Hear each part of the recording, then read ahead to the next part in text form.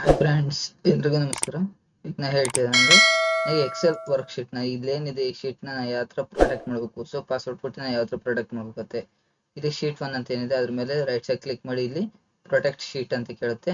So ಇದ್ರಲ್ಲಿ ಬಂದು ನಿಮಗೆ ಪಾಸ್ವರ್ಡ್ ನ ಕೊಡ್ಬೇಕಾಗುತ್ತೆ. ನಾನು 1 2 3 ಅಂತ ಕೊಟ್ಟಿನಿ. ಸೊ ಓಕೆ ಅಂತ ಕೊಡ್ತಾ ಇದೀನಿ. ಮತ್ತೆ ಪಾಸ್ವರ್ಡ್ ರೀ ಎಂಟರ್ ಕೇಳುತ್ತೆ. 1 2 3 ಅಂತ ಕೊಟ್ಟು ಓಕೆ ಅಂತ ಕೊಡ್ತೀವಿ. ಏನಾಗ್ತದು ಸೊ ಈಗ ಏನಾಗಿದೆ ಅದು ನನಗೆ ಪಾಸ್ವರ್ಡ್ ನ ಪ್ರೊಟೆಕ್ಟ್ ಮಾಡ್ತಾ ಇದೆ. ಸೊ ಇನ್ನೊಂದ್ ತರನೇ ಇದೆ. ನಮಗೆ ಏನ್ ಮಾಡ್ಬೇಕು, ಇನ್ನೊಂದು F12 ಕೀನ ಪ್ರೆಸ್ ಮಾಡಿ.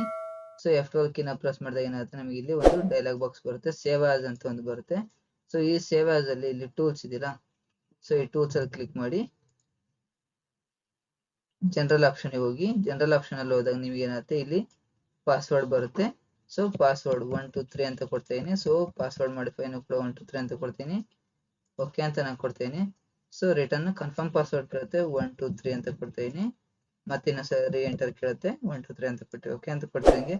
ಇದೇನ್ ಮಾಡ್ತೀನಿ, ನಾನು ಇದನ್ನ ಡೆಸ್ಕ್ಟಾಪ್ ಅಲ್ಲಿ ಸೇವ್ ಮಾಡ್ತೀನಿ. ಸೊ ಇದನ್ನ ಏನ್ ಮಾಡ್ತೀನಿ, ಈಗ ಸೇವ್ ಅಂತ ಕೊಡ್ತೀನಿ. ಏನಾಗುತ್ತೆ, ಈ ಡಾಕ್ಯುಮೆಂಟ್ ಸೇವ್ ಆಯ್ತು. ಸೊ ಇದನ್ನ ಒಂದ್ಸಲ ಕ್ಲೋಸ್ ಮಾಡಿ. ಇಲ್ಲಿ ಡೆಸ್ಕ್ಟಾಪ್ ಅಲ್ಲಿ ಒಂದು ಇದೆ ನೋಡಿ, ಇಲ್ಲಿ ಈ ಫೈಲ್ ನ ಓಪನ್ ಮಾಡ್ತೀನಿ ನೋಡಿ. ಈ ಫೈಲ್ ನ ಓಪನ್ ಮಾಡಿದ್ರೆ ನಿಮಗೆ ಫಸ್ಟ್ ನಿಮಗೆ ಇಲ್ಲಿ ಪಾಸ್ವರ್ಡ್ ಕೇಳುತ್ತೆ. ಪಾಸ್ವರ್ಡ್ ನ ಹಾಕಿ ಅಂತ. ಸೊ 1 2 3 ಅಂತ ಕೊಟ್ಟು ಓಕೆ ಅಂತ ನಾನು ಕೊಡ್ತೀನಿ. ಮತ್ತೆ ರಿಟರ್ನ್ ರೀ ಎಂಟರ್ ಕೊಡುತ್ತೆ. ರೀ ಎಂಟರ್ ಕೊಟ್ಟ ನಿಮಗೆ ಏನಾಗುತ್ತೆ, ಫುಲ್ ಅದು ನಿಮಗೆ ಏನ್ ಬೇಕಾದ್ರೂ ಮಾಡಿಫೈ ಮಾಡಕ್ಕೆ ಬಿಡುತ್ತೆ. ಅಲ್ಲಿವರೆಗೂ ಕೂಡ ನಿಮಗೆ ಅದು ಬಿಡೋದಿಲ್ಲ. Thank you for watching.